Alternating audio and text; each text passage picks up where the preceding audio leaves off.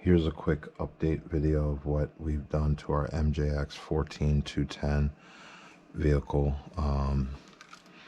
This is our not stock vehicle at all, but this is our more stock vehicle, so you can get a comparison of how these carbon fiber side skirts look. You can see comparatively, this is the trays make the body much wider. This allows for me to run two 3S or two 4S batteries in parallel. These plates are, you can see that there's no flex at all. They're attached using press nuts, 3mm press nuts and 3mm screws on the bottom. You can see what it looks like from the bottom here, with the plates on.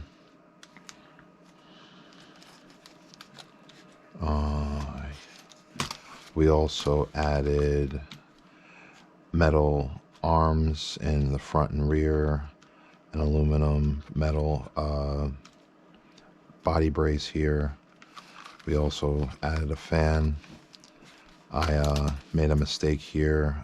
I had a little leftover carbon fiber, so I was initially going to relocate the electronics down here, but after I actually glued this piece on, but I slid the piece of carbon fiber right up against the motor bell. So what I mistakenly did was I didn't lock this in. I can still get the motor out, but now I can't get a bigger can in there. So I'm gonna have to figure a way out to, I think I have an idea of how to remove this piece of carbon fiber to so I can get a bigger can in there.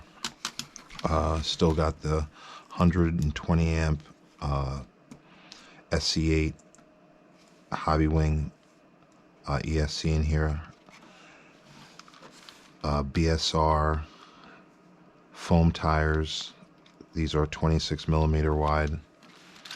In the front we have the front bumper from the 14303 series, and then in the back we have the rear diffuser from the 14301 and 303. I do have to get that upgraded servo in there. I'll probably get that out before I run this again. So these are 75mm wide by, when you get them, by 150mm plates. I cut off about 2mm on the inside here, and that was really the only modifications I had to do to cut this carbon fiber plate. This is 4mm thick, and I cut these with a bandsaw. I just did it slow. Just to get them precise and where you want them, just cut them slow. Just measure twice, cut once, and you can get them that perfect. I aligned these so they lined up with the wheels here when they are, so you could see these align with the outside of the wheels. I'm hoping that the aerodynamics will be improved with the air. You might have seen in a previous video when I ran this initially with this 4S setup. This has a Mamba Micro X2 in here. Especially when the cover, the lid got loose, when the pins got loose in that video, you'll see there's like a parachuting effect from the air coming up from underneath the car and catching the underside of this body. And to alleviate that, hopefully, the expectation is the air will go off this front wheel right underneath the car and out the back end. So there's no air going back up into the car and creating one drag, and also the handling, so the air that's going up over the car is actually, it's there's some downforce on there to keep the car on the ground.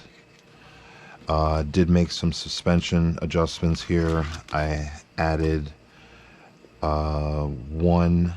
These are 2mm washers from those kits you can get on Amazon that have, you know, your 2mm, 3mm screws, 4mm screws, M4s, M2s, and M3s.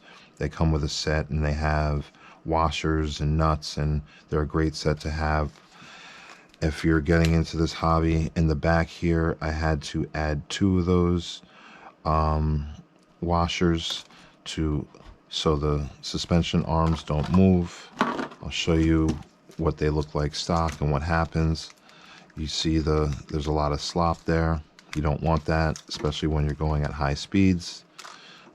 This helps, you know, stiffening that up helps the gyro that's installed here. I do have a gyro on here to do its job a little bit easier, and also your handling is better. You don't get the jitters. It doesn't alleviate that, because that also has to do with your wheels and, you know, how aligned your wheels are as well.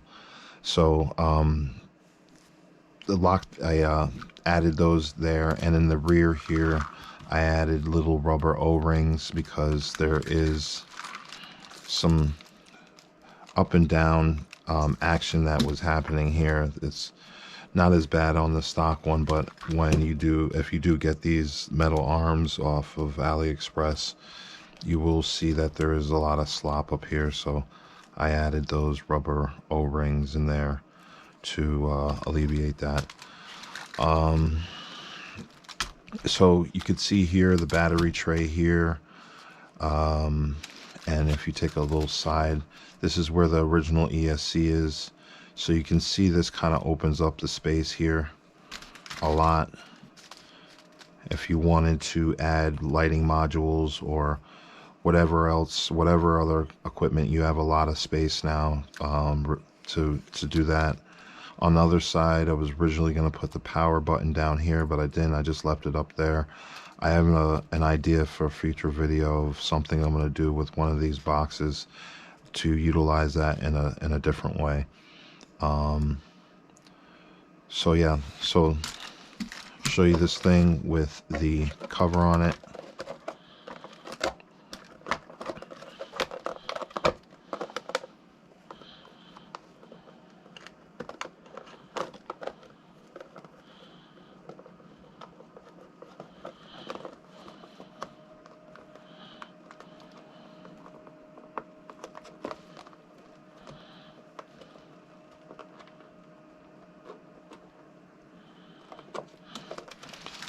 So you can see that from the side there, it's got a little dirt on it.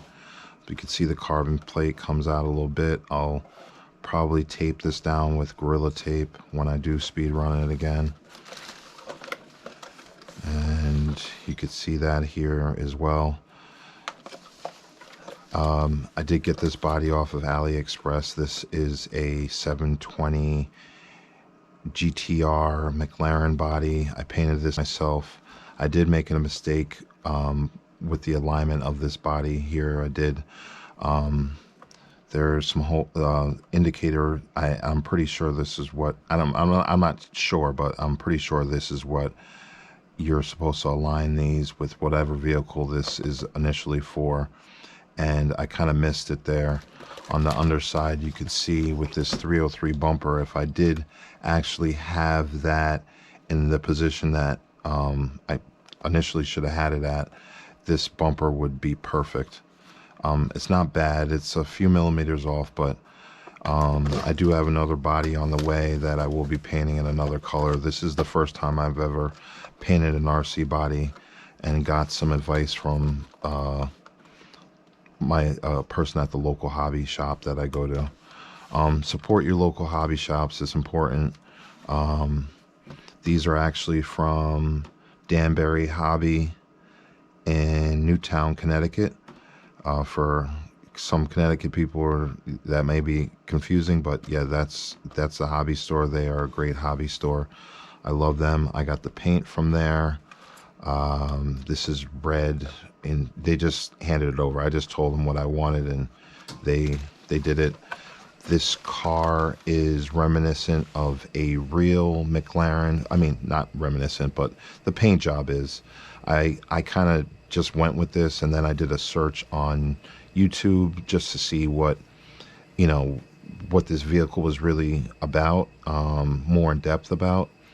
And I saw another popular YouTuber who has the real version of this car, and it's painted actually very in a similar manner.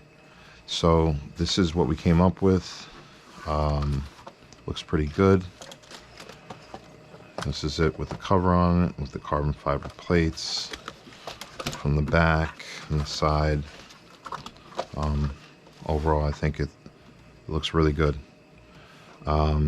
Hopefully MJX does come out with a street vehicle like this, because I do feel that these trucks are, while they're great and they're great beginner vehicles, I see a lot of YouTubers out there trying to bash these things, and I don't think that this is really a scale to bash.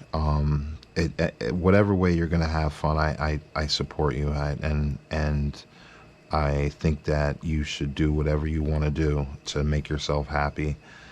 But for myself, this wasn't really a bashing vehicle. I have larger vehicles for that, I think, that suit that bashing category. We've got a Fire Team and an XRT and an Outcast, I think.